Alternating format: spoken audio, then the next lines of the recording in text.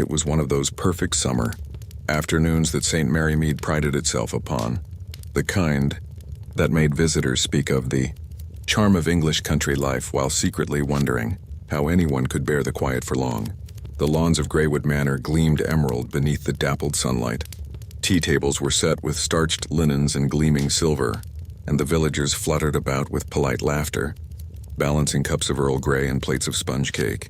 Before we begin, tell us, where are you watching from?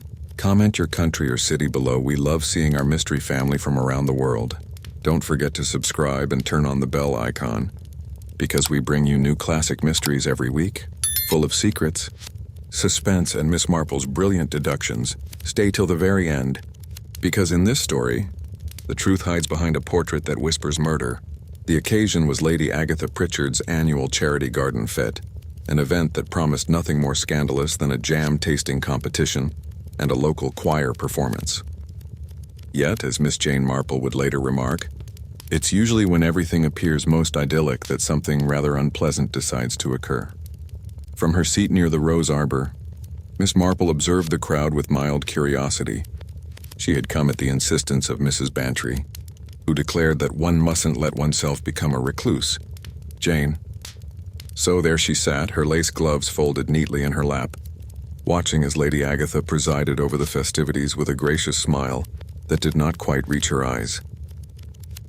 Greywood Manor, though grand, had a curious air of faded splendor. Its walls, pale and peeling in places, seemed to whisper of wealth long past its prime. And in the drawing room, though few guests had yet ventured inside, hung the manor's most discussed feature. A large oil portrait of Sir Henry Pritchard, Lady Agatha's late husband, who had died under what village gossip still called rather ambiguous circumstances. Rumor held that Sir Henry had fallen down the main staircase after a dinner party 3 years ago. The coroner had called it an accident, but not everyone was convinced. The portrait painted shortly before his death had become a source of eerie fascination. Lady Agatha insisted that she sometimes heard a faint whispering near it at night, though whether she meant that literally or metaphorically, no one dared to ask. Superstition, muttered Colonel Melrose, an old friend of the family and self-appointed guardian of good sense. Old houses creak and moan. People's imaginations do the rest. Miss Marple, who had been listening from her place beside the rose bushes, looked up mildly. I dare say, Colonel, but I've always found that imagination often hides a little truth inside it, like a seed within a fruit. The Colonel chuckled indulgently, mistaking her tone for whimsy. You'd have made a fine novelist, Miss Marple. Oh no, she replied softly. Real life is quite enough. At that very moment, a faint commotion arose from the terrace steps. A maid, pale and trembling, came running toward Lady Agatha, whispering something urgently in her ear. The lady's expression changed, a flicker of shock, then controlled composure. Excuse me, everyone, she announced with forced brightness. A small matter within the house. Please, do continue enjoying the garden. But Miss Marple noticed the tightening of Lady Agatha's gloved fingers around her parasol. Something was wrong, gravely wrong. Within minutes, murmurs began rippling through the guests. Mr. Julian Firth, the village solicitor, whispered to the vicar's wife that a stranger had been found in the manor, lying dead beneath Sir Henry's portrait. By the time the police were summoned from Much Benham, the fate had disintegrated into speculation and fear. Miss Marple did not join the rush of curiosity seekers pressing toward the house. Instead, she sat quite still, eyes half-lidded, listening to the cadence of the voices around her. Panic, shock, denial, and the unmistakable thrill of gossip. When Inspector Graves arrived, a solid, unsmiling man with little patience for village theatrics, he was met by Lady Agatha herself, who looked on the verge of fainting. He was a stranger, she said faintly. I've never seen him before in my life. Miss Marple, standing now by the doorway, tilted her head ever so slightly. Strange, isn't it? She murmured to Mrs. Bantry. How the unknown always manages to find its way into our most familiar corners. Inside the manor, the body lay crumpled before Sir Henry's portrait. A man in his 40s, finely dressed, a look of startled recognition frozen on his face. One hand was clenched tightly around a torn scrap of paper. Upon it, just barely legible, were the words, "The portrait whispered the truth," and though no one could explain how, The faint scent of turpentine hung in the air, as though the paint upon Sir Henry's face had only just dried. Miss Marple gazed quietly at the portrait, and in the depths of the dead man's staring eyes, she saw not fear but comprehension. Someone somewhere had wanted him silenced, and so began one of Miss Marple's darkest cases. A murder where the only witness might have been the painted face on the wall. By the following morning, St. Mary Mead was no longer its tranquil self. The murder at Greywood Manor had spread through the village faster than blackberry brambles in summer, each telling of it more embroidered than the last. At the Bluebell tea shop, 3 ladies sat in their accustomed corner, their teacups forgotten in favor of excited whispers. "Found dead beneath the portrait, they say," exclaimed Mrs. Hartnell, her eyes alight with relish, and a note in his hand, something about a whispering voice. "Dreadfully macabre." "Nonsense," sniffed Miss Weatherby, who fancied herself the voice of reason.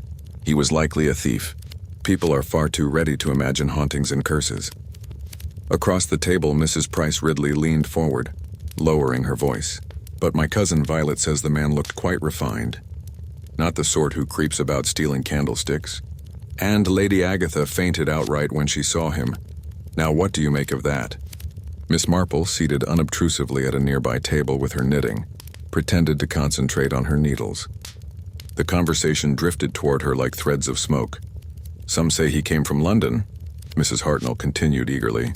"A journalist, perhaps, poking about in Sir Henry's death. There were whispers, you know."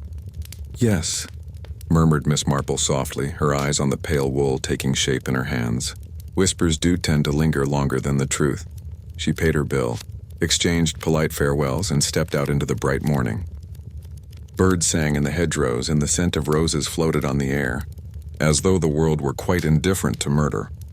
By midday, Inspector Graves had established a temporary base in the small study at Greywood Manor.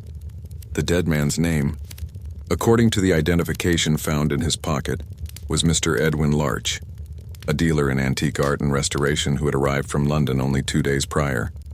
"Seems he'd written to Lady Agatha last week," Graves told his constable, frowning over a set of correspondence. "Said he wished to discuss the portrait of her late husband. She agreed to meet him yesterday, during the fete of all things." Lady Agatha, pale and tremulous, sat across from him, twisting a lace handkerchief in her hands. He insisted it was urgent, he said. He had discovered something about the painting. "But I never imagined—" Her voice broke and she pressed the handkerchief to her lips. Miss Marple, who had been permitted to bring Lady Agatha a cup of tea, listened quietly from a corner chair. "Had you ever met this Mr. Larch before?"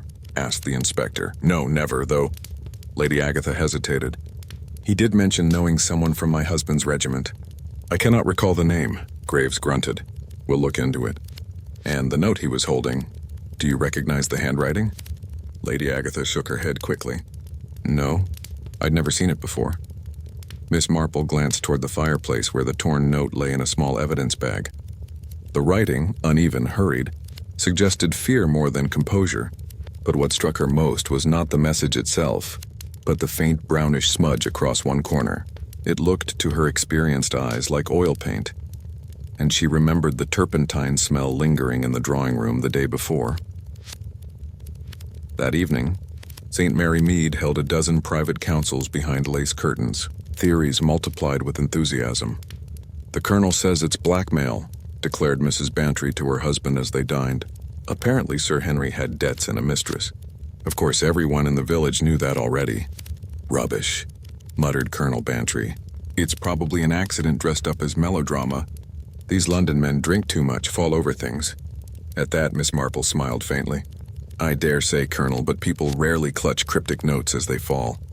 It seems rather purposeful to me." He harumphed. "Well then, what do you think happened, Miss Marple?" "Oh, I never think, dear Colonel. I only notice." "Notice what?" She looked thoughtfully toward the window, where the last light of day gilded the church steeple. "That Lady Agatha fainted before anyone mentioned the portrait."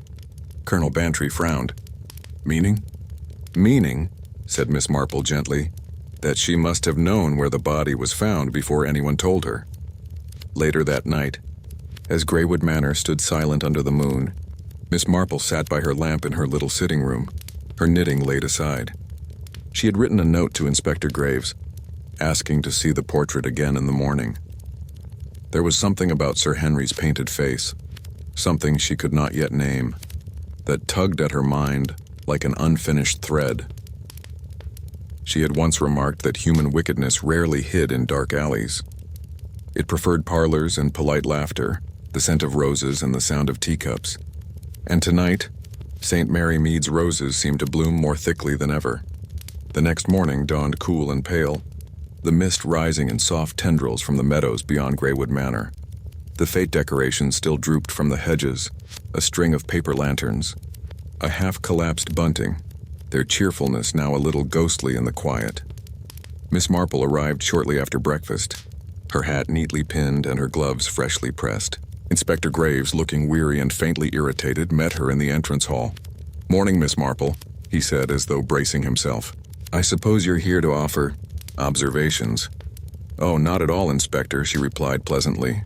"Lady Agatha mentioned that I might call to check on her.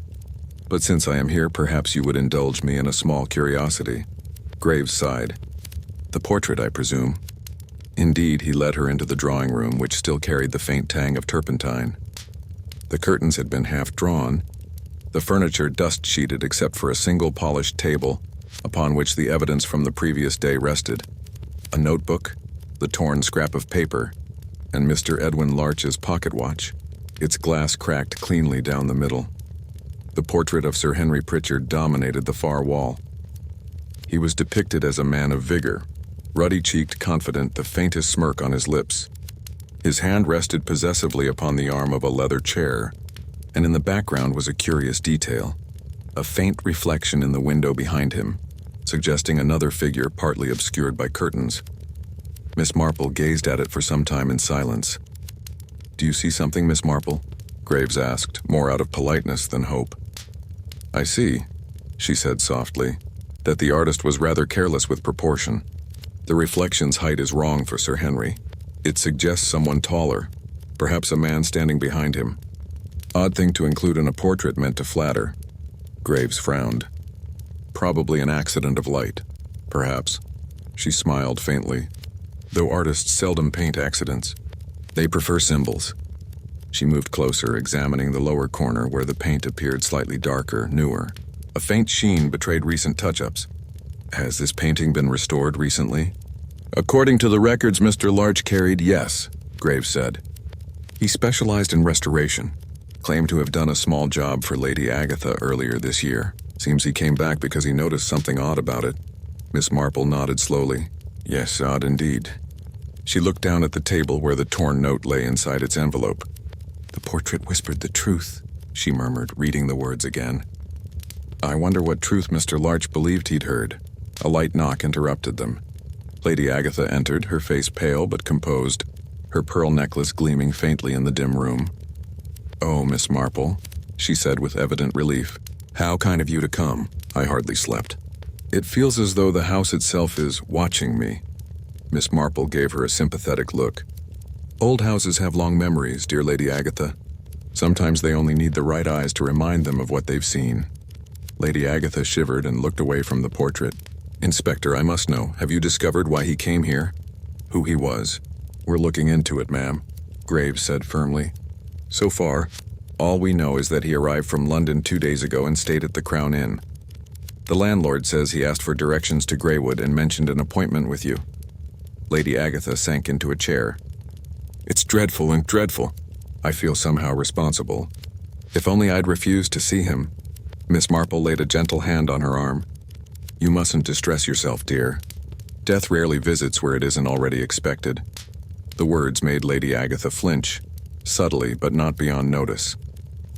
After leaving the manor, Miss Marple took a slow walk through the village. Her thoughts were calm, orderly, like tidy sewing stitches through a tangled cloth. A stranger dead beneath a portrait. A lady who fainted before hearing where the body was found. A restorer who returned to inspect his own work. And a reflection, too tall, too deliberate, painted behind a man who had died accidentally. At the corner near the post office, she ran into Mr. Julian Firth, the solicitor. He greeted her with the air of someone positively bursting to be asked a question. "Terrible business, Miss Marple. Simply terrible. Poor Lady Agatha. She'll never recover from this, I fear. And just when her affairs were finally in order? Oh, said Miss Marple mildly. Had they not been before? He blinked. Well, Sir Henry left matters rather complicated. A few outstanding investments, a loan or two, some rather large insurance policies. I believe the portrait itself was insured for a tidy sum. Mr. Larch handled the appraisal for the insurance renewal only last month. Miss Marple's eyes brightened. Did he now? How very efficient of him. That afternoon, the vicar's wife came calling, flushed with curiosity. Jane, you must tell me, is it true he died looking straight at the painting? Because Mrs. Hartnell insists he did, and you know how she exaggerates. Well, Miss Marple said with a smile, he was found before it, so technically she's not wrong. And do you suppose it was murder? Surely not in St. Mary Mead. Miss Marple folded her hands in her lap. My dear, wickedness is like dandelion fluff. It floats into every garden sooner or later. The trick is noticing when it takes root. The vicar's wife looked slightly alarmed, but Miss Marple was already gazing out the window, where the sunlight glinted off the churchyard's headstones. Somewhere behind that quiet peace, she felt certain, a secret was stirring. The question was not who had killed Mr. Larch, but why a dead man's portrait had become the keeper of truth. By the third day, the air in St. Mary Mead was thick with speculation and the faint scent of lilac. The police had made their first confident pronouncement. A suspect had emerged, though, as Miss Marple quietly remarked over tea. First suspects are rather like the first blossoms of spring. They look convincing, but frost has a way of changing everything. At the Crown Inn, Inspector Graves sat opposite the innkeeper, a ruddy-faced man named Mr. Tompkins, who wiped his hands on his apron and leaned forward eagerly. Yes, sir, that's right, Mr. Larch took room 4. Quiet gentleman, paid in advance, kept mostly to himself. Though I did see him meet someone here 2 nights ago. Tall chap, dark coat, looked like one of them military sorts. Graves' eyes narrowed. Did you hear their conversation? Not all of it, sir, but I caught a bit when I was pouring ale. The London fellow, Larch, said something about a painting being altered. The other man told him to keep his nose out of old ghosts. The inspector grunted. And this other man, can you describe him? Well, now it was dark, but he might have been that Colonel Melrose from the manor. Stiff manner, bit of a limp. Graves made a note. You've been helpful, Mr. Tompkins. The moment he was gone, Miss Marple, who had just finished a quiet breakfast in the back corner, folded her napkin with dainty precision. Her eyes twinkled faintly. A military limp, a temper, and a connection to the Pritchards. Oh dear, that does sound awfully convenient. That afternoon she found Colonel Melrose in his garden pruning roses with unnecessary vigor. Ah, Miss Marple, he said gruffly, attempting cheer. Terrible mess, all this business. Dashed bad show for the village. Yes, said Miss Marple gently, though it does seem rather extraordinary that you were seen at the inn with the unfortunate man. The colonel froze, his shears halfway to a rose stem. Dash it, who told you that? Oh, merely a whisper. But whispers, as we both know, have a way of growing roots. He sighed and set down his shears. All right then, yes, I met him. Thought I could talk some sense into the fellow. He'd written to me about that blasted portrait. Claimed it contained evidence of foul play in Henry's death. Said there was something hidden under the paint. I told him he was talking rot. Miss Marple's brows rose. Hidden under the paint, you say? Exactly. Said he'd done a bit of cleaning on it and noticed another image beneath. Claimed he could prove it with some kind of chemical wash. I warned him Lady Agatha wouldn't take kindly to such nonsense. The poor woman's barely held together since Henry's accident. And what happened after that?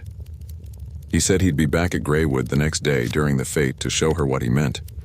Foolish of him barging in during a crowd. But he insisted the matter couldn't wait. Miss Marple tilted her head. And you didn't mention this to Inspector Graves? The colonel flushed slightly.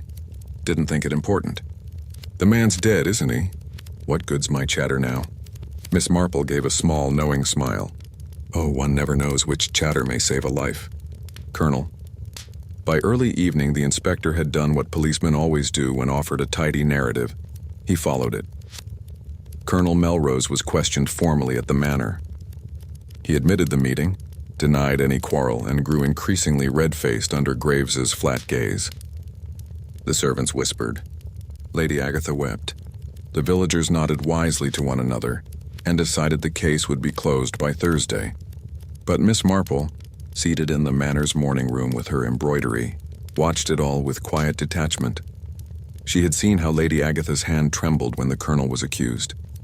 Not fear for him, but fear of something else entirely. When the colonel was finally released, Miss Marple intercepted him at the door.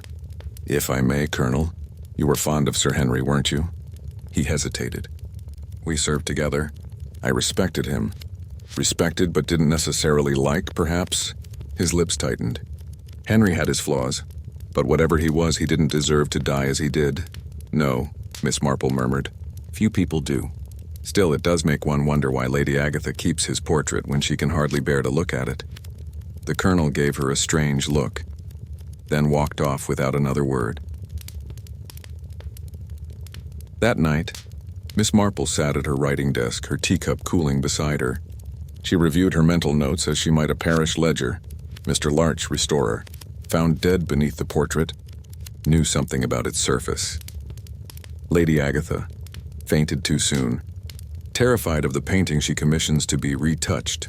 Colonel Melrose, defensive, possibly protecting her, possibly himself. The portrait, altered.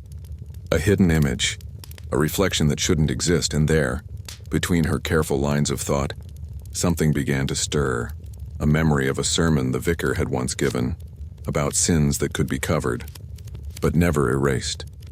She rose and looked out the window toward the silhouette of Greywood Manor under the moon.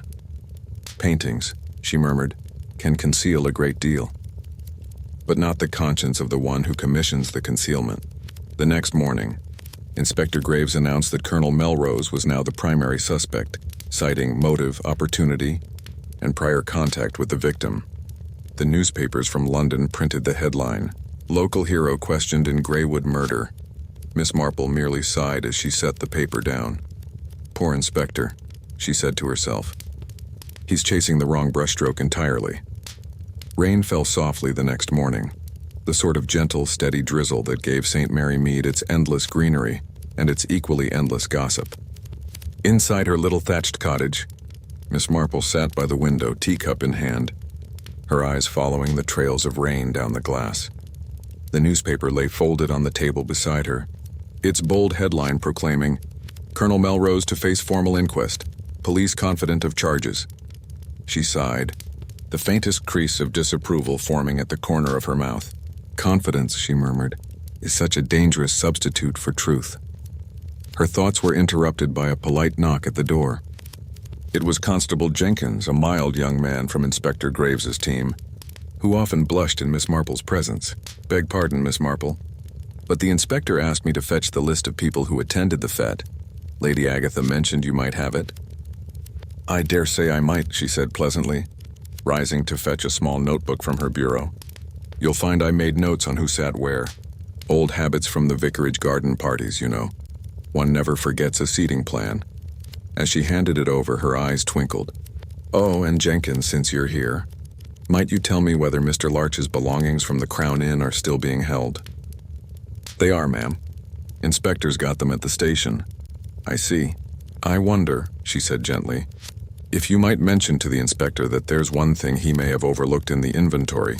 The brushes." "Brushes, ma'am?" "Yes, Mr. Larch's restoration brushes.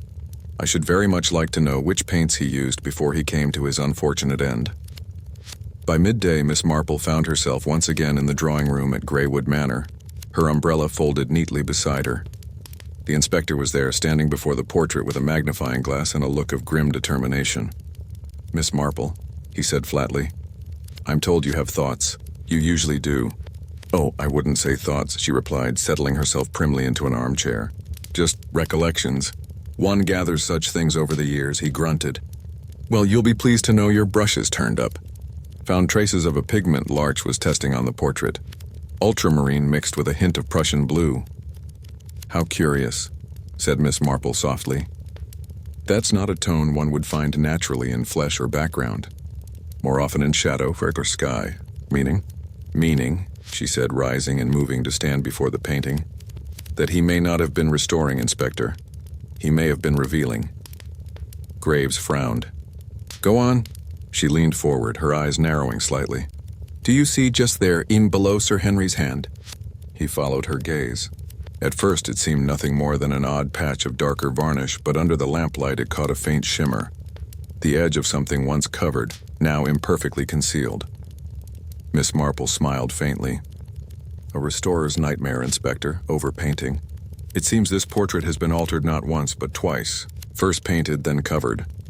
Lady Agatha, who had been hovering near the doorway, went pale. "What do you mean, covered? Why would anyone—" Miss Marple turned toward her gently. "Oh, for many reasons, my dear. Vanity, perhaps. Or guilt." Graves moved closer, squinting. "You're saying there's something underneath this?" "I rather think so."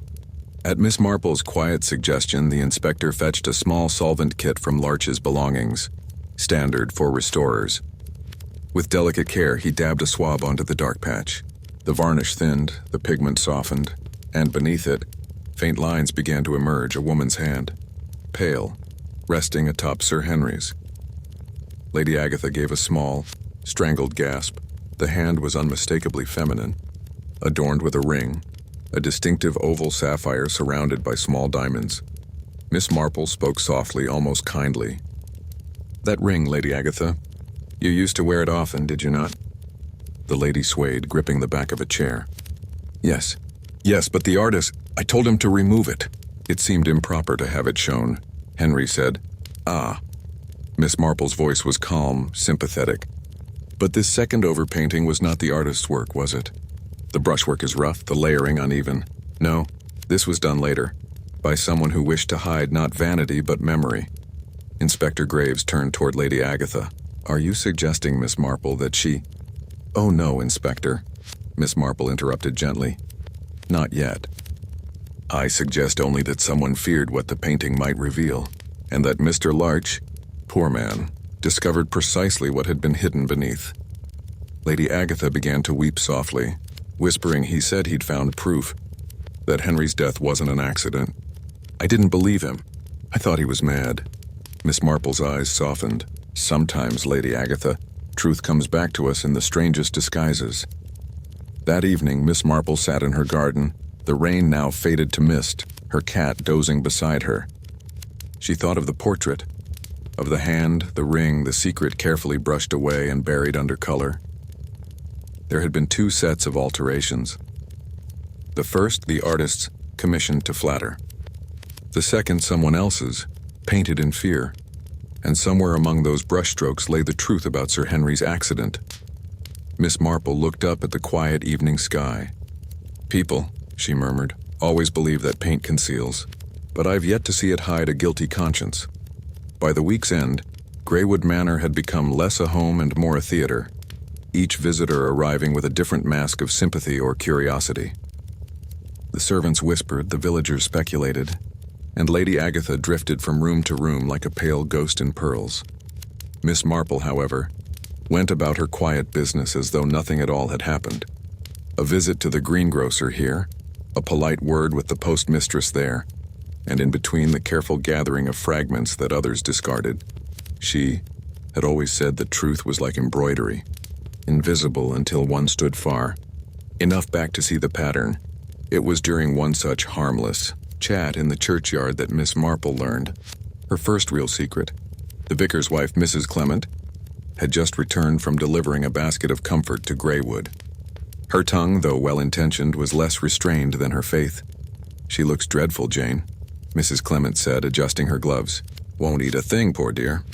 Keeps saying she hears footsteps in the hall at night. I told her it's only the servants, but she insists they stop when she calls out." Miss Marple nodded thoughtfully. "Guilt does make strange echoes, my dear. Did she say anything else?" "Only that she wishes she'd never let that dreadful colonel near the house. She seemed frightened of him, quite different from her usual manner." "Frightened, you say?" Miss Marple's tone was mild, but her eyes sharpened. "Not merely embarrassed? Oh no. She said, and I quote, 'He'll come for it again.' Though what it might be, I haven't the faintest idea." Miss Marple smiled faintly. "Well, people rarely fear for their possessions, dear. Only for their secrets." That afternoon, Miss Marple paid a call on Colonel Melrose, who was packing a valise in visible irritation. "Going away, Colonel?" she asked gently, her knitting bag tucked neatly beneath her arm. He started. Good heavens, Miss Marple. I remembered just a few days in London. Thought I'd let the fuss die down. How sensible, said Miss Marple approvingly. Though it is odd, is it not, to leave when one's name is still in all the papers? He looked up sharply. You don't think I did it, do you? Oh, heavens no. But people often run from guilt, even when it isn't their own. The Colonel frowned. You're talking in riddles again. Am I? She said pleasantly. Then let me be plainer. The painter, Mr. Larch, found something beneath Sir Henry's portrait, a hand with a ring. And that ring, as you know, belonged to Lady Agatha. Melrose's face stiffened. Yes, and she told the artist to remove it. What of it? It's curious, Miss Marple said, that the overpainting wasn't professional. Whoever tried to conceal it did so in haste, and without much skill. Tell me, Colonel, do you paint? He blinked. What? No, never touched a brush in my life, no. Her tone was lightly puzzled. How odd. Because Mrs. Bantry told me she once saw you helping Lady Agatha varnish that very portrait, a few months ago. Something about freshening the tones, I believe? The Colonel's jaw tightened. That was her idea. She said the colors had dulled. I only mixed the solvent. Ah! Miss Marple's eyes sparkled with quiet understanding. So you did touch it. He took a step toward her, lowering his voice. Miss Marple, you're a clever woman, perhaps too clever. Leave this alone. Whatever's under that paint should stay buried. And yet, she said gently, poor Mr. Larch lost his life for trying to uncover it. Doesn't that seem rather unjust? For a long moment, Melrose said nothing. Then, in a voice that sounded more tired than angry, he muttered, If you knew what Sir Henry was really like, you'd understand. Perhaps, said Miss Marple softly, but the dead rarely stay buried when their sins are painted over instead of confessed. That evening, Miss Marple visited Lady Agatha once more. The woman looked frail, her beauty dimmed but not extinguished, her fingers nervously clutching a rosary that had likely never seen true prayer. My dear, Miss Marple said kindly, I came to bring you something. From her knitting bag, she withdrew a small envelope. Inside it was a single photograph, a faded black and white print of the original portrait taken before restoration. Lady Agatha stared at it, then covered her mouth. Oh, heavens. Where did you... From the photographer's archives in Much Benham. It seems Mr. Larch requested a copy last year for reference. Notice the difference, Lady Agatha? Her hands trembled. The background? There's someone behind him. I never noticed before. Yes, said Miss Marple softly. A tall man standing behind Sir Henry. About the height of Colonel Melrose, I should say. But you see, my dear, that figure was removed in the repainting. Not your hand, not your ring, him. Lady Agatha looked up in terror. I didn't ask for that. I swear it. Henry told the artist to remove him. Said it would only stir gossip. He said the man was no one, a mistake. Her voice faltered. Then Mr. Larch uncovered not just your hand, Miss Marple said gently, but the ghost of another man entirely. And someone feared what that ghost might reveal. Tears welled in Lady Agatha's eyes. You don't understand, Miss Marple. It wasn't me. It was Henry. He ruined that man's life, destroyed him. And when he fell down those stairs, Miss Marple's gaze was steady. You saw it happen, didn't you? A long silence. Then a whisper. I pushed him. But I didn't mean to. He struck me. I only meant to defend myself. Miss Marple reached over and patted her hand gently. Yes, my dear. But self-defense doesn't require a cover-up, nor does it require another death. Tell me, did the Colonel know? Lady Agatha nodded weakly. He helped me. We painted over the man's reflection together and in the hand. He said no one would ever notice. But when that restorer wrote to me, oh, I was so frightened. And so, Miss Marple murmured, someone had to ensure Mr. Larch never told his tale. Lady Agatha looked at her in despair. You think I killed him? Miss Marple's expression was unreadable. I think, she said softly, you're not the only one who loved Sir Henry enough to lie for him, or hated him enough to kill for you. That night, Miss Marple returned home with a heavy heart. The truth, she knew, was close now, close enough to breathe upon her neck. But something still didn't fit. If Lady Agatha had confessed to killing her husband, who then had killed Mr. Larch? The brushwork, the solvent, the pigment, and they all pointed to a careful, deliberate hand, someone who knew precisely how to conceal a secret and how to erase a man who tried to reveal it. She thought of the Colonel's words. Whatever's under that paint should stay buried. Miss Marple smiled faintly to herself, the sort of smile that meant her mind had begun to thread the final needle. No, Colonel, she whispered into the quiet. It isn't the paint that's hiding the truth. It's you. It was dawn the next morning when the second tragedy struck, and the sleepy peace of St. Mary Mead shattered all over again. The maid from Greywood Manor had come running, breathless and shrieking, to the vicarage, her apron streaked with dust and tears. Colonel Melrose, ma'am. Oh, it's horrible. He's dead. Within the hour, Inspector Craddock arrived from Much Benham, grim-faced and unsmiling, his boots muddy from the early rain. He found the Colonel slumped in the library of the inn where he'd been staying, a half-empty glass beside him, a faint scent of bitter almonds still lingering in the air. Cyanide, Craddock muttered, snapping his notebook shut. Clean, quick, deliberate? He meant to do it. Miss Marple, standing quietly by the window, shook her head almost imperceptibly. Oh, I wonder, Inspector. Men like Colonel Melrose rarely choose tidy exits. They make statements, not silences. Craddock frowned. You think someone helped him? I think, said Miss Marple mildly, that he was helped into the appearance of despair. As word of the Colonel's death spread, so did the whispers. He must have done it, said Mrs. Price Ridley over her scones at the tea shop. Killed the artist, couldn't live with it, took the coward's way out. Rubbish, sniffed Miss Hartnell. Men like Melrose don't feel guilt. It's all that wretched woman's doing, Lady Agatha, with her airs and her tears. I dare say she drove him to it. And as gossip twined its way through the village lanes, Miss Marple listened, as she always did, to what people didn't say. She heard the fear in their voices when they spoke of the portrait. She noticed how no one, not even the servants, would go near the drawing room after dark. Because, said the butler when she asked gently, the thing moves, ma'am. The shadows, I mean. And that whisper, like breath behind glass. Miss Marple's eyes softened with pity. Oh, I don't doubt it, Mr. Dodd. Guilt and imagination are cousins. They visit often, together. That evening she returned once more to Greywood.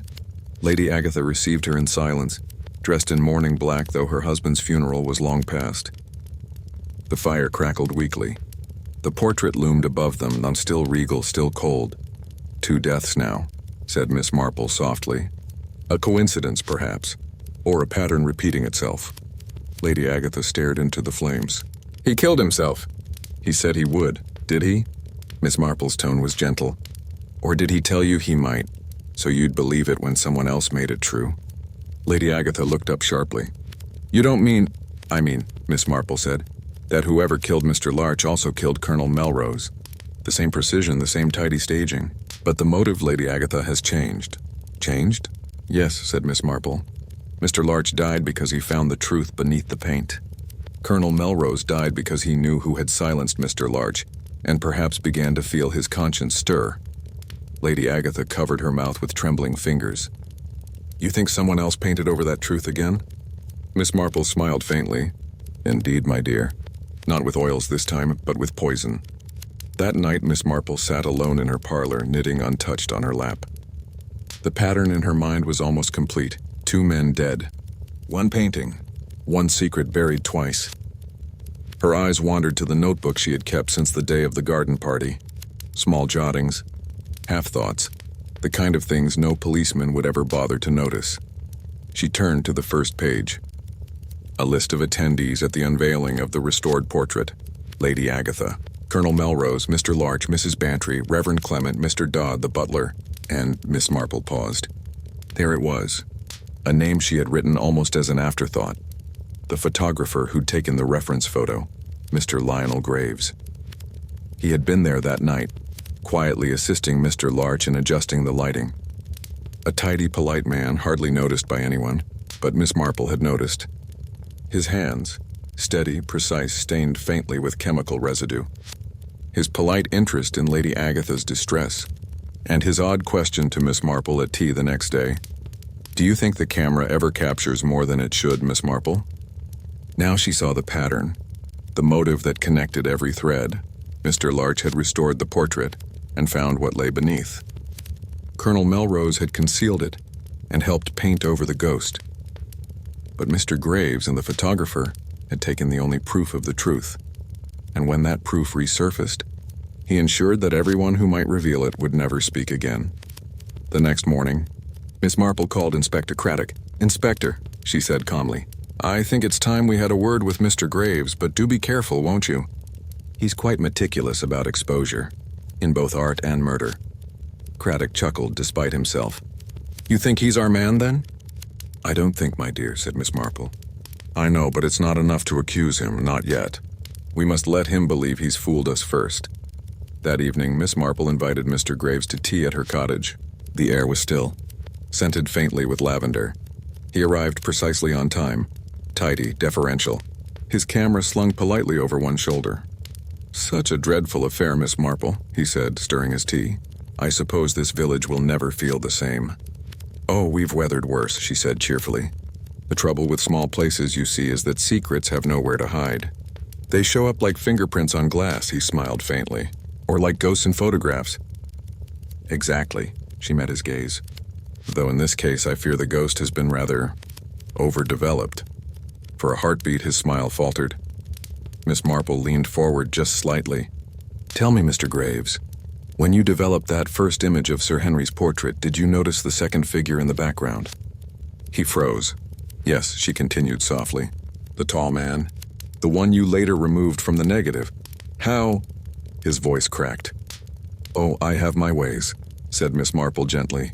"You see, there's always a faint chemical trace when a photograph's been retouched. The eye might not see it, but the nose, that's another matter. You reek of potassium ferrocyanide, Mr. Graves." He stood abruptly. "You've no proof." "On the contrary," said Miss Marple, rising too, her voice calm as still water. "You've left quite a trail of it. On your hands, on your camera, and in Colonel Melrose's final glass." For the first time, his composure shattered. "He was going to expose me." "He said he'd tell her what I'd done, ruin everything." "She never loved him. She loved me. I only wanted to protect her." Miss Marple's expression was filled with quiet pity. "My dear man," she said softly, "you cannot protect a lady from her own past and nor from the truth. By midnight, Mr. Graves was in custody, and the village, though shaken, began once again to settle into its familiar rhythm of whispers and scones.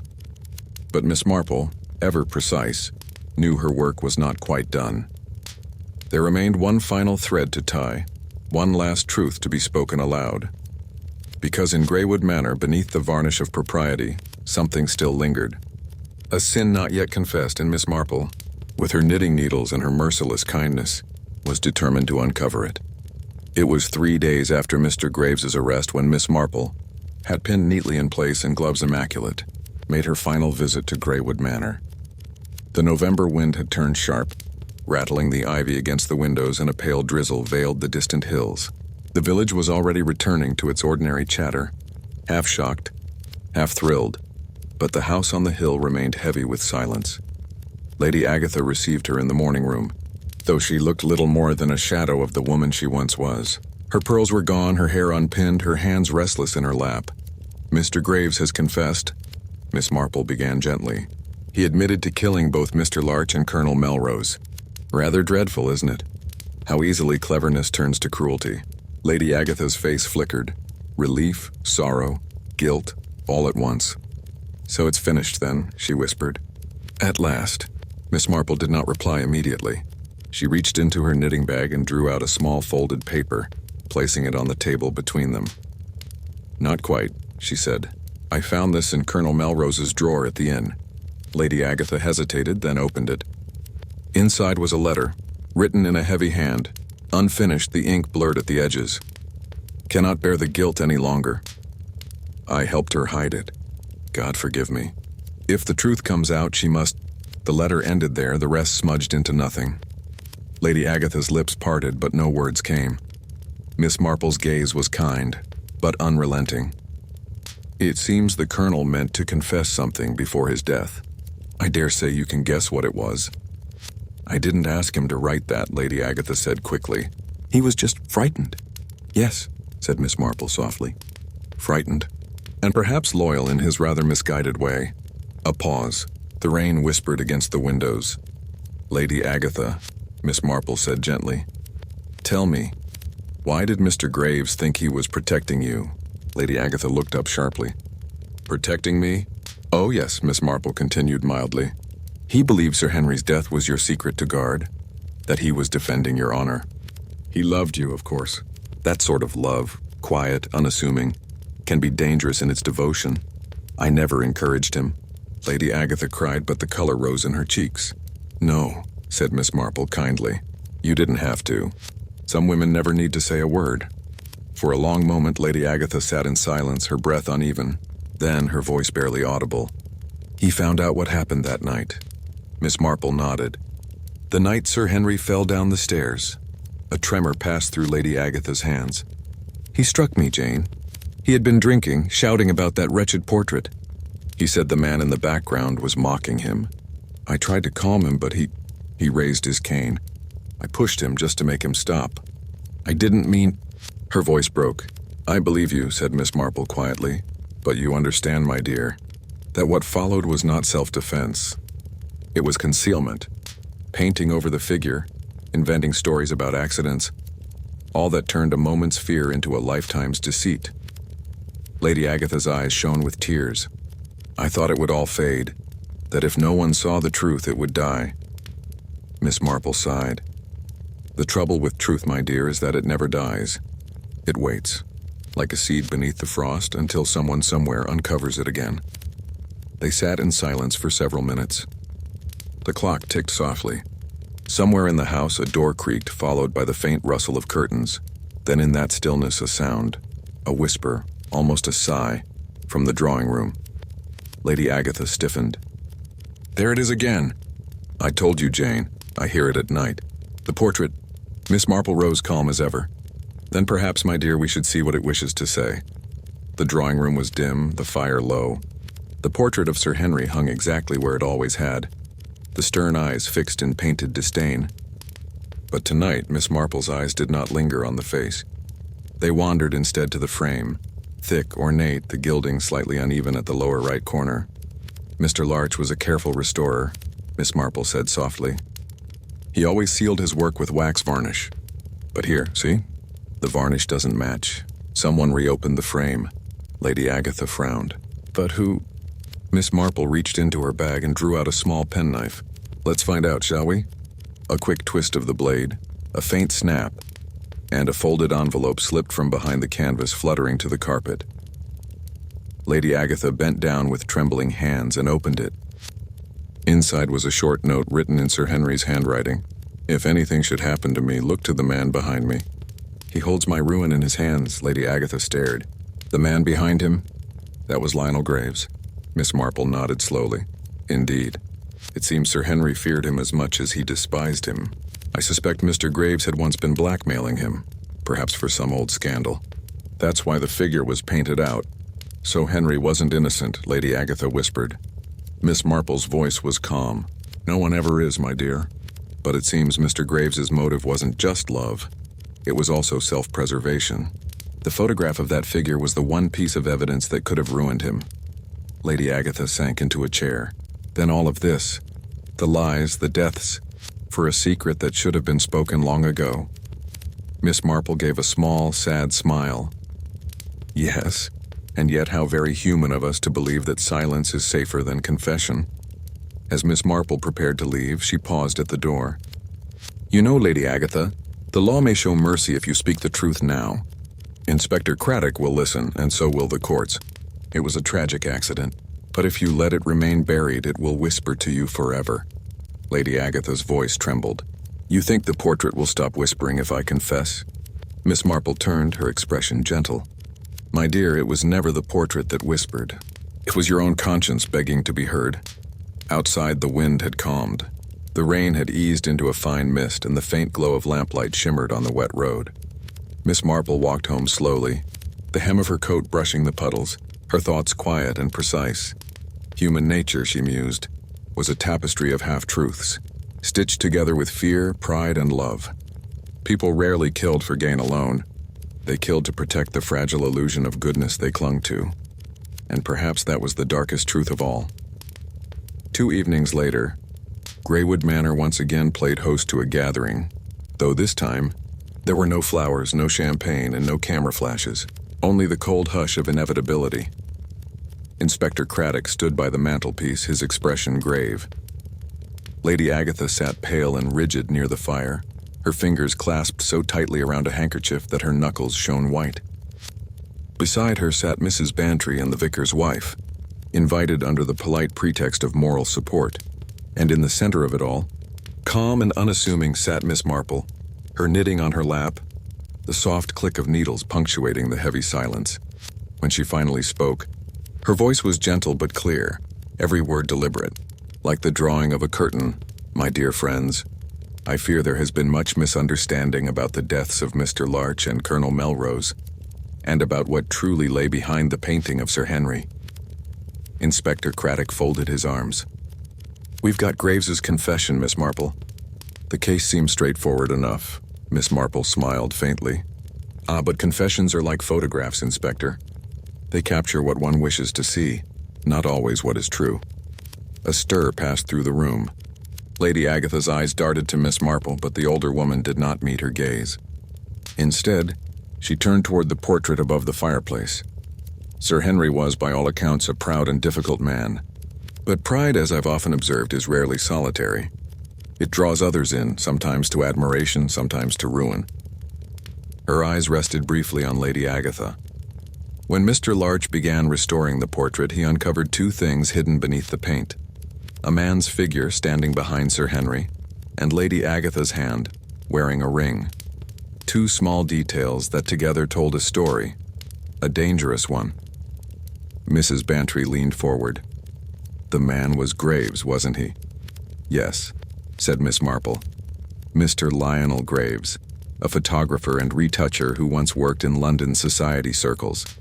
He and Sir Henry had history, something to do with forged negatives and a small matter of blackmail. Sir Henry had paid him off, but he feared exposure. That's why he commissioned the repainting, to erase Graves from the scene entirely." She let that sink in before continuing, her voice soft but steady. "Unfortunately, Mr. Larch's restoration uncovered what was meant to stay buried. When he realized the figure's identity, he must have gone to Lady Agatha, perhaps innocently, perhaps hinting that she should pay for discretion. Either way, someone feared what he'd reveal." "Graves," murmured Craddock. "He admitted as much." "Yes," said Miss Marple. "He killed Mr. Larch, but not, I think, for money, for love." Lady Agatha flinched. "He adored Lady Agatha," Miss Marple went on. "A quiet, dangerous kind of adoration. He thought he was saving her from scandal, silencing anyone who threatened her peace. When Colonel Melrose began to suspect what truly happened to Sir Henry, Graves struck again. He poisoned the colonel and staged it as suicide." Mrs. Bantry gasped softly. "But if he did all that, why does it feel as though something's still missing?" Miss Marple's eyes softened. "Because something is missing, my dear. The beginning." Miss Marple set down her knitting and folded her hands in her lap. "Let us return to that night almost a year ago. Sir Henry was found dead at the foot of the grand staircase. The verdict was accidental, though there were whispers even then. And now we know why. Lady Agatha, you told me yourself that he struck you before he fell." Lady Agatha's lips parted, but no words came. "You pushed him," Miss Marple continued gently, "out of fear, not malice. But fear breeds silence, and silence, as I have learned, breeds tragedy." Inspector Craddock looked sharply at her. "Are you saying she admitted to it?" Miss Marple did not answer him directly. Her gaze remained on Lady Agatha, kind but inexorable. "Colonel Melrose helped you cover it up. Together, you painted over the man in the background and your own hand, quick to erase all trace of guilt. You told yourself it was mercy, but in truth, my dear, it was only cowardice dressed as love." Lady Agatha rose, her voice trembling. "You can't know that."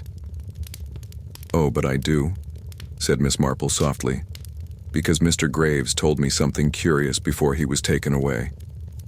He said, I wasn't the only one who knew what that portrait concealed. At the time, I thought he meant Colonel Melrose, but he was speaking of you." Lady Agatha sank back into her chair, trembling. Miss Marple's tone was almost sorrowful. He believed you still loved him. He thought every death was justified and for your sake. He would have gone on killing if you hadn't looked away from the truth for so long. The silence that followed was thick enough to choke on. Then, in a broken whisper, Lady Agatha said, "I didn't ask him to do it. I swear, Miss Marple, I didn't." "I believe you," said Miss Marple.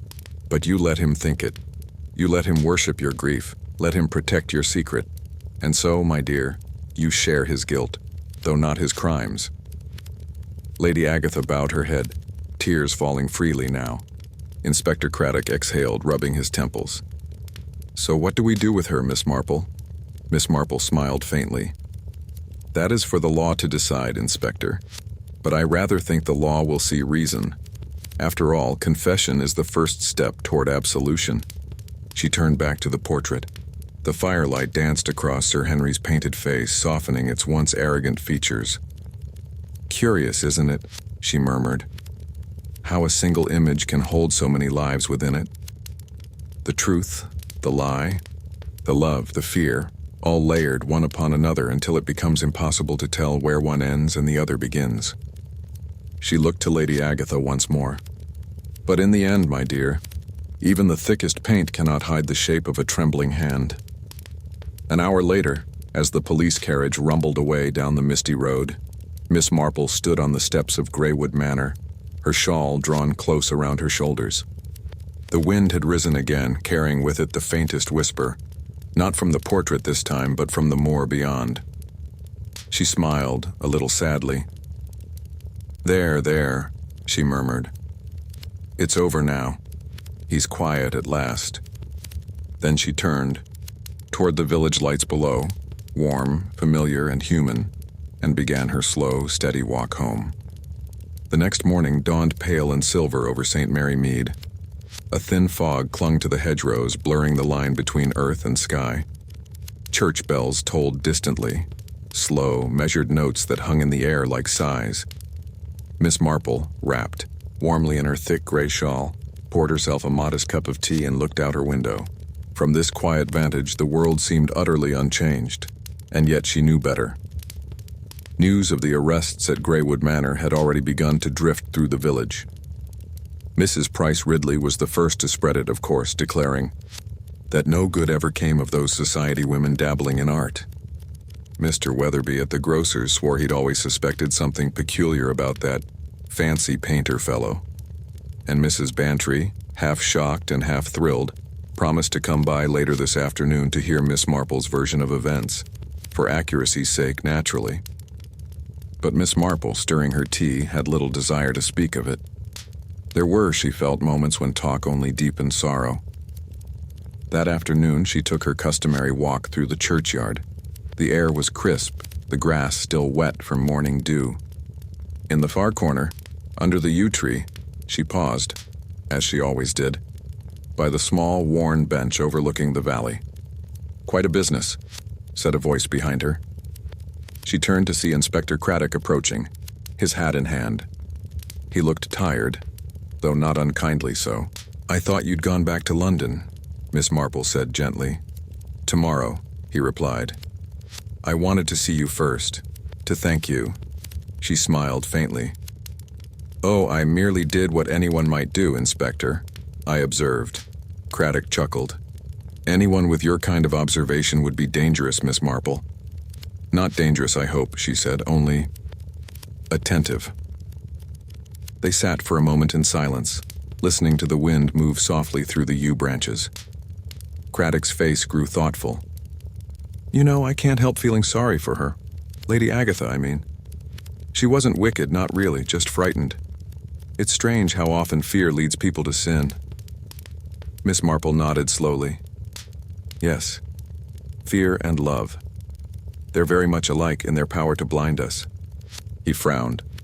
"You think she loved Graves?" "Oh no," Miss Marple said, shaking her head. "But he loved her. And that can be far more dangerous. Some people mistake devotion for righteousness. Poor man. His heart was his undoing." Craddock sighed. "And Sir Henry? Any sympathy for him?" Her eyes drifted toward the valley, where the mist had begun to lift. revealing fields touched by pale sunlight. Sir Henry was a cruel man, she said softly. But cruelty, too, is often born of fear. Fear of weakness, fear of being forgotten. He built his life on the illusion of control, and when that crumbled, he lashed out. The tragedy is that everyone around him followed suit. She turned back to Craddock, a wistful smile touching her lips. Evil is rarely born in a moment, Inspector. It grows, quietly, like mildew under paint. He looked at her with a mix of respect and curiosity. Do you ever get tired of seeing it all so clearly? Miss Marple's knitting needles clicked faintly in her bag as she rose. Sometimes, she admitted. But one must look all the same, because if we stop looking, we stop understanding. And then, my dear Inspector, evil wins. Craddock stood as well, nodding. You're quite right, as usual. Well, I'll be off. There's paperwork waiting for me. Worse luck. Paperwork, Miss Marple said with a twinkle, is the punishment for those who solve crimes, I suppose. He laughed, tipping his hat. Until next time, Miss Marple. And there will always be a next time, she murmured, watching him go. That evening, Miss Marple returned home to find Mrs. Bantry waiting as expected with a plate of currant buns and a dozen burning questions. And do you really think, Mrs. Bantry whispered, leaning forward, that Lady Agatha meant to kill him all along? Oh, my dear, Miss Marple said, pouring more tea. People rarely mean to do the worst things they end up doing. They only mean to protect themselves, or someone they love. It's quite the same thing in the end. Mrs. Bantry blinked, a little dazed by the philosophy. Well, you certainly make it sound rather sad, Jane. It is sad, said Miss Marple softly, all of it. But there's comfort, too. The truth once found allows the world to right itself again, even if only a little. They sat together in the fading light, the clock ticking steadily on the mantel. Later, when the village had gone, quiet and the lamps along the lane flickered out one by one, Miss Marple set aside her knitting and gazed once more at the small framed photograph on her writing desk. A portrait of her late nephew Raymond, smiling faintly, caught in some long-ago summer. She smiled back. You'd have liked this one, dear, she whispered. A rather pretty case, a little cruel but not without grace. Then, reaching for her pen, she wrote a single line in her neat, slanted handwriting in a small notebook marked Cases of Interest. Love, when silenced, becomes the most dangerous motive of all. She closed the book, blew out the lamp, and the room fell into peaceful darkness. Outside, the wind rustled through the rose bushes, gentle, forgiving, and Greywood Manor, miles away, stood silent beneath the moon, its painted secrets finally at rest.